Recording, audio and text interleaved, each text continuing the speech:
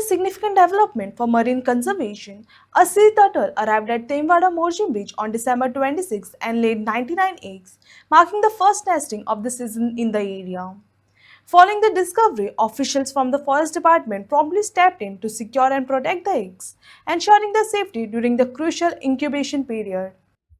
One खात्याअंतर्गत Marine Lines अंतर्गत हा जो परिसर आहे या परिसराची पाहणी देखभाल केली जाते. टर्टल साइड आहे या ठिकाणी कसल्याच प्रकारचं हंगामी स्वरूपाचं सोयी सुविधा असलेलं या ठिकाणी अभ्यास केंद्राचाही पत्ता नाही.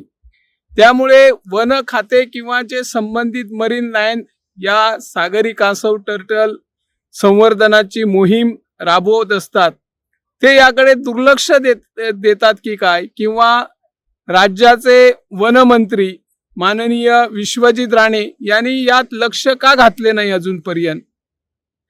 मागच्या 2 वर्षापूर्वी त्या या ठिकाणी कासव संवर्धन मोहिमेच्या परिसरात आले होते आणि त्यांनी ठळकपणे सांगितलं होतं की टर्टल जी साइड आहे त्या ठिकाणी चांगल्या प्रकारचं अभ्यास केंद्र उभारून सर्व प्रकारची माहिती सोयी सुविधा या ठिकाणी उपलब्ध केल्या जातील.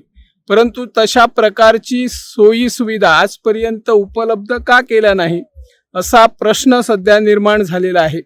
सरकारने याकडे लक्ष देऊन लवकरात लवकर कासव संवर्धन मोहीम राबवली जाते. त्या ठिकाणी एक चांगल्या प्रकारचं अभ्यास केंद्र उभारून नागरिकांना ज्या ठिकाणी एक देश विदेशातील पर्यटक येतात आणि सागरी कासव कशा प्रकारचे येतात, अंडी घालतात आणि अंड्यातून किती दिवसाने पिल्ले बाहेर पडतात आणि ती पिल्ले मग समुद्रात कशा प्रकारची सोडली जाती याची पूर्ण माहिती या अभ्यास केंद्रामध्ये आवश्यक आहे. तशा प्रकारची सोय करावी आणि दर दिवशी एखाद्या सागरी कासवाने अमुक अंडी घातली तो तसा फलकही या ठिकाणी लावणे जरुरीचे आहे.